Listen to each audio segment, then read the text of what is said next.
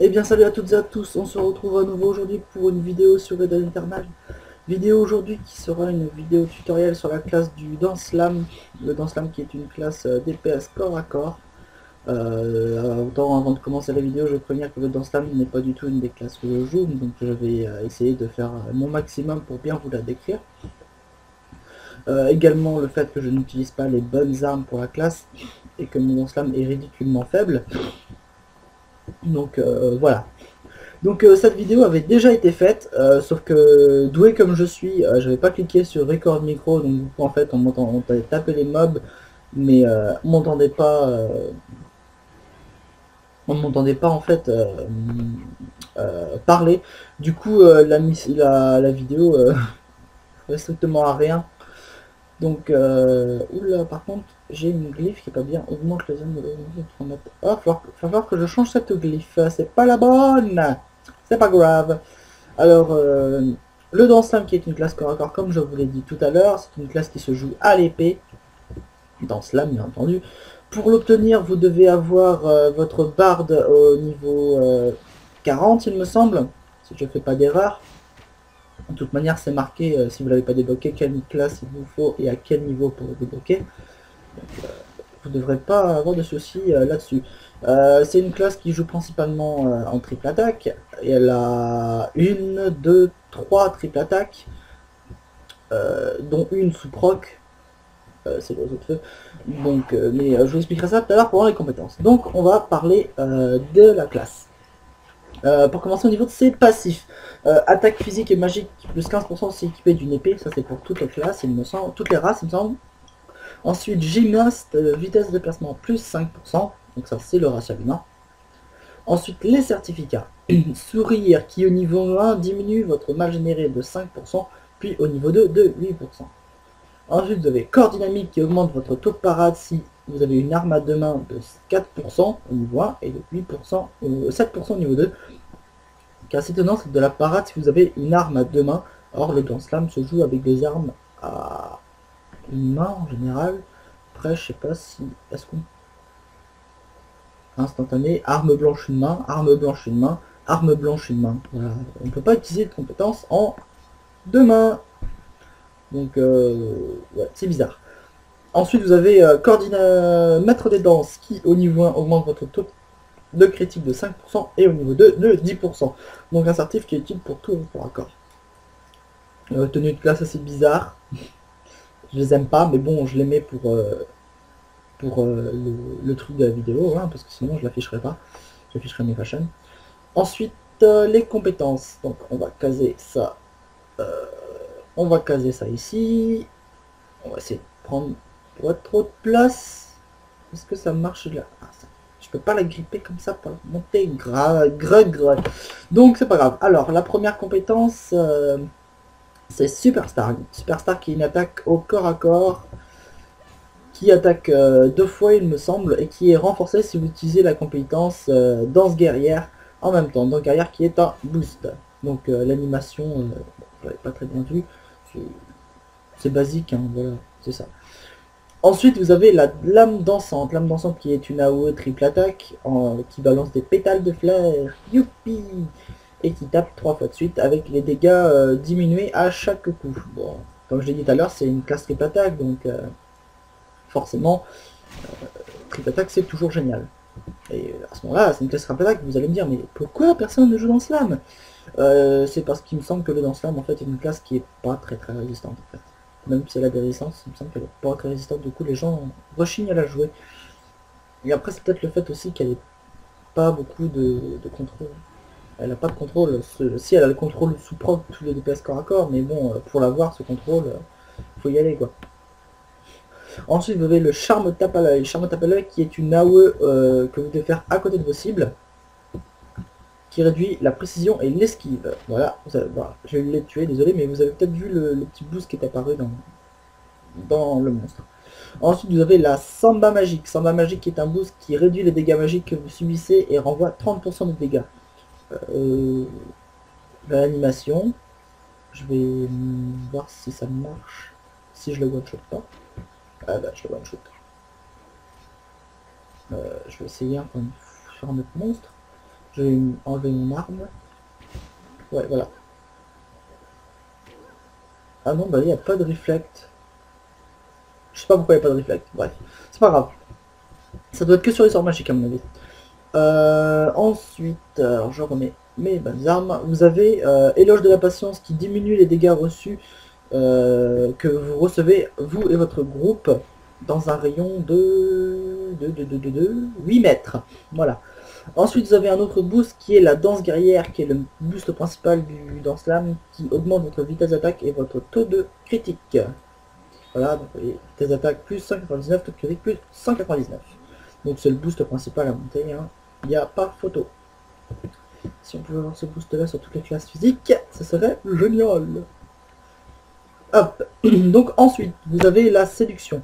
Ma séduction, je l'ai montée quel niveau moi? Ma séduction elle est niveau 20, ouais, donc on ne pourra pas le faire ici.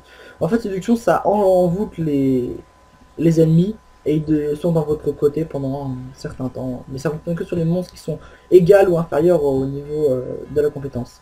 Bien sûr, ça marche pas sur les joueurs, sinon c'est trop facile. Ensuite, vous avez le slow qui est une régène par seconde et qui réduit votre mal généré de 30%. Et enfin, pour finir, ma compétence favorite, l'oiseau de feu, qui est une AOE qui peut être agrandie de 3 mètres grâce à la glyphe. Et vous pouvez voir, même à cette distance-là, boum, tous les trois, ils ont touché. Donc c'est vraiment un boost qui est génial. Enfin, un boost, une attaque qui est géniale. Et en plus, parce que histoire de bien la cheater un peu plus, si le monstre que vous attaquez a le debuff du métal hurlant du barde sur lui, la compétence oiseau de feu fera une triple attaque. Donc encore une fois pour souligner le fait que le Dance Slam, non ça je vais pas le jeter, je vais le vendre. Le Dance Slam est une classe de triple attaque. Voilà, voilà. Donc maintenant, pour l'arbre de compétences, on va parler de son petit arbre. Alors, bien entendu, pour les certificats carré orange pour augmenter votre attaque de 5%, et après vous mettez les certificats que vous voulez, ça dépend de vous, de vos besoins. Pour l'arbre de talent, c'est moche ce que j'ai fait, c'est très moche. Donc, on va le faire vite fait, parce que j'ai pas trop envie non plus de dire de mauvaises choses. On va faire simple. L'arbre de compétences dans Slam est très simple. Esquive, taux de crit, agi, dégâts crit, vitesse d'attaque, chance ici, attaque magique et attaque physique. Donc vous pouvez voir que le Dance Slam peut être joué de multiples manières. Autant DPS, DPS bourrin, que DPS tank, via l'esquive, la vitesse d'attaque et l'agilité, que les deux en même temps, mais ça dépend de votre recette. Donc, on va faire simple. Ce que je conseille pour ceux qui veulent jouer en pur DPS. Donc 10 points dans la vitesse d'attaque. Et là, vous mettez 5 points. 10 points là-dedans également et vous mettez vos points là-dedans. Là-dedans, vous mettez pas mal de points aussi. Dans celui-là aussi. Dans la danse de l'oiseau de feu, bien entendu, vous en mettez. Dans le dégât crit, seulement si vous manquez de dégâts crit. Si vous êtes capé au niveau du truc de chance, mettez dans le taux de critique ici.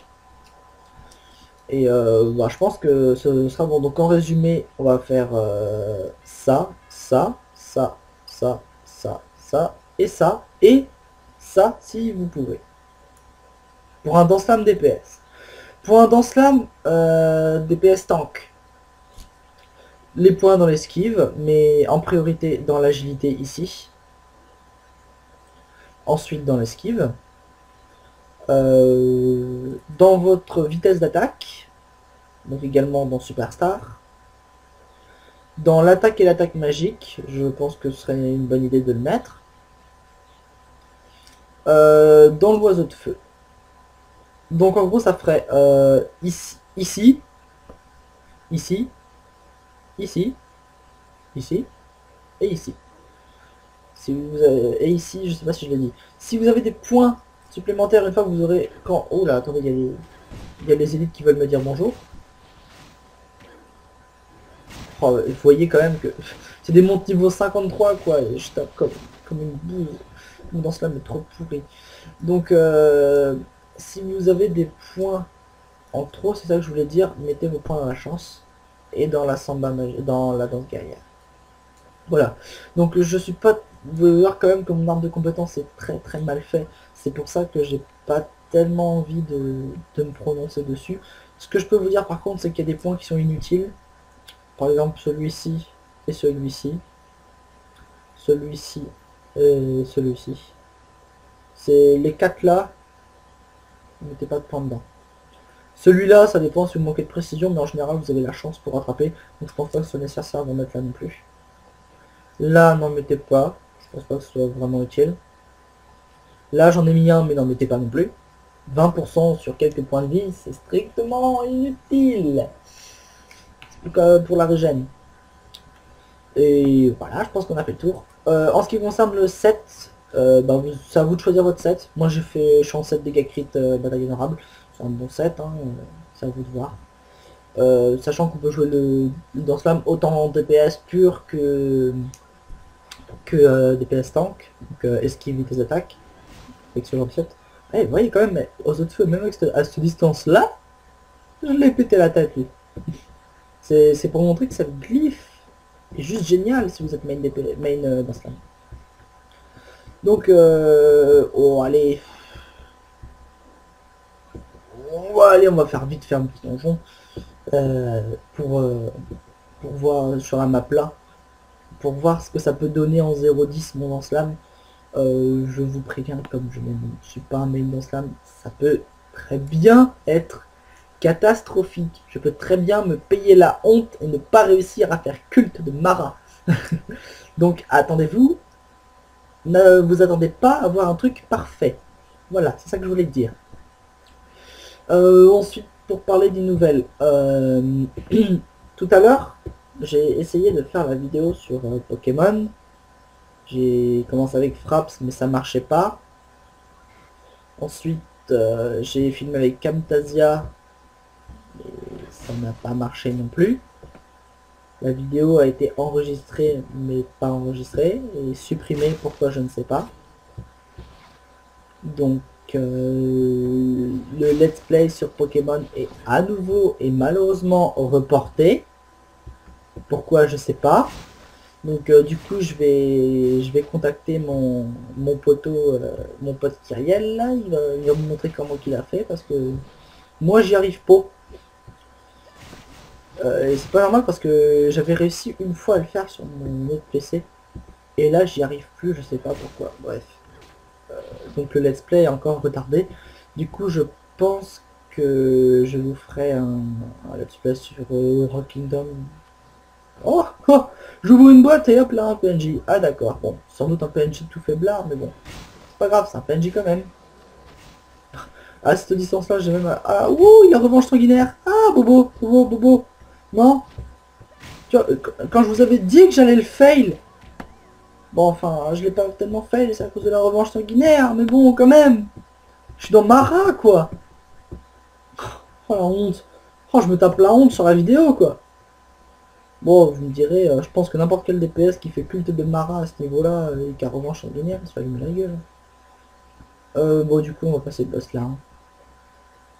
On va dire que cet épisode où je me suis royalement fail, vous n'avez strictement rien vu. D'accord?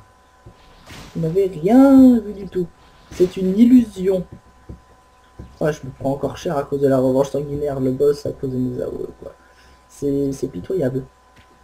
Hop, je me régène un petit peu avec la récompense du tueur. Bon, le slow, on voit que des fois il est quand même assez pratique. Oh là là, je suis en train de popoter dans Mara quoi. C'est quoi ce danse-là mousseux que j'ai là? Bref, voilà, on arrive au dernier boss qui est Wushu. Allez, on va balancer des boosts. Je balance les boosts mais je sais même pas à quoi ils servent. Allez, c'est parti. Hop, au moins lui il a pas revanche sanguinaire. Moi, je suis sûr que je me ferai pas battre. Quoique, je prends cher quand même. Oh non, en fait, j'ai pas pris cher, si cher que ça. Voilà. Donc le donjon, c'était un petit donjon vite fait, bien fait, pour montrer un petit peu le Dance Slam. Par contre, il n'y a pas de... Ah oui, comme j'ai pas tué Jiku, il n'y aura pas de cailloux rouges à la fin. Voilà, attendez, on va ouvrir la boîte, voir ce qu'il y a dedans. Créateur de hache niveau 55. Oh, pour que c'est succès, c'est pratique. Ouais, je le garde. Voilà, donc maintenant qu'on a fini le tuto sur le Dance Slam, je vais faire un petit retour sur la vidéo des rushs des World Boss. Donc pour ça, je repasse en samouraï. Je vais vous expliquer le principe de la régène. Parce que, figurez-vous que j'ai eu la gentille visite d'un GS, il y a, il y a 2 jours, un jour de cela, me disant bonjour, quelqu'un nous a signalé que sur l'une de vos vidéos, vous étiez en train de cheater par rapport à une régène. Je fais ah d'accord, moi je cheat sur mes vidéos avec une régène. Donc la personne, si elle se reconnaît, j'aimerais bien qu'elle vienne discuter avec moi, que je en personne civilisée, je ne vais pas te tuer, ne t'en fais pas, je ne mords pas. Je risque de te couper en deux, mais je ne mords pas. Non, non, je rigole. Donc je vais expliquer, pour les personnes qui n'ont pas compris, comment je fais pour régène. Alors, donc là vous voyez, j'ai mon set, je ne touche à rien. Je reste avec cette fenêtre là, donc vous pouvez voir que je n'active rien du tout. Comment je fais pour régène? Pour commencer, récompense du tueur. En cas d'attaque critique, le jeteur de sort récupérera 556 points de vie.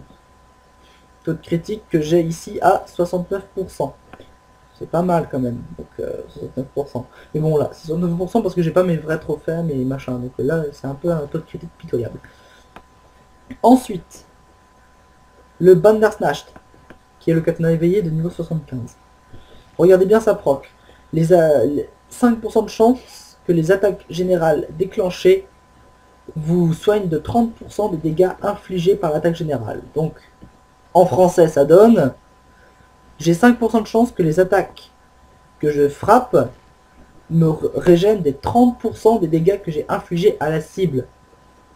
Sachant que j'ai 48% de vitesse d'attaque, que je peux augmenter de 515 ma vitesse d'attaque avec le combo éclair unique, que j'ai 2 anneaux qui proc agilité. La vitesse d'attaque peut être colossale, donc la régène également. Via la récompense du tueur, et en plus le Bandersnatch. Ensuite, la fusion œil éternel de Kinmo et sang de la bête destructrice. Kinmo de base a une proc à 5% de chance de redonner 1629 points de vie. Une fois de plus, avec la vitesse d'attaque, je peux faire ça très souvent. Et ensuite, vous regardez la description de la fusion. Kit de pièces, PV max plus 1629. Quand les PV d'un membre du groupe sont inférieurs à 50%, il y a une régène de 1195 par seconde pendant 5 secondes. Voilà. Donc vous comprenez maintenant? Les personnes qui ne comprenaient pas, voilà, je n'ai en aucun cas utilisé un cheat ou quoi que ce soit. De toute manière, apparemment on ne peut plus. Et on ne peut pas, de toute façon moi ça me sert strictement à rien, je n'ai pas besoin d'un logiciel pour prouver que je peux faire quelque chose sur un jeu. Je n'ai pas besoin de ce genre de truc pour faire un World Boss. De toute manière, vous avez bien vu la vidéo. J'ai pas été aidé, j'ai pas... Bon, après, vous pouvez me dire, oui, t'as pu activer le logiciel avant que tu commences la vidéo. Mais bon, comme là, je viens de vous prouver par A plus B que j'ai régène uniquement avec mes items. Voilà. De toute manière, si vous avez des doutes, vous regardez la vidéo au ralenti. Vous pouvez voir qu'à chaque moment où j'ai régène, c'était soit sous proc, moins 50% des points de vie, soit sous la proc du Bandersnatch qui était dans mes boosts ici, soit la proc de l'œil de Kinmo ou la récompense du tueur. Donc voilà. Donc sur ce, je vous remercie d'avoir regardé cette vidéo tutoriel. Je vous remercie de continuer à me soutenir sur la chaîne. La prochaine vidéo du coup sera sur Aura Kingdom. C'est quand même bête. Donc un petit bug sur Fraps. C'est malin, tiens, bon de toute façon on était bientôt rendu à la fin de la vidéo. Donc je vous disais que la prochaine vidéo sera sur Aura Kingdom. et que je suis désolé pour pouvoir faire le let's play sur Pokémon, vu qu'il y a le petit bug. Donc j'essaie de régler le problème au plus vite et pour vous fournir le nouveau contenu. Et j'espère que ça vous intéressera en premier lieu. Et j'espère que surtout que je vous apprendrai entre guillemets à découvrir un nouveau monde dans le jeu. Parce que quand même, faut savoir que Pokémon, ça a beau. Quand on dit ça, les gens disent oh Pokémon c'est pour les petits enfants. Le problème c'est quand on parle de Pokémon, les gens voient l'aspect, le dessin animé. Le dessin animé qui est totalement niais et puéril. Après, il y a des épisodes qui sont très bien. Il y en a qui sont vraiment niais, faut le dire, quoi. Le jeu n'est pas du tout de la même manière. Donc avis à ces personnes qui pensent que Pokémon c'est pour les bébés, jouez-y et vous verrez qu'il y a une grande différence. Donc voilà, donc sur ce, merci d'avoir regardé la vidéo. On se retrouve une prochaine fois pour une vidéo sur Aura ou sur Elon. Et sur ce, ciao, à plus!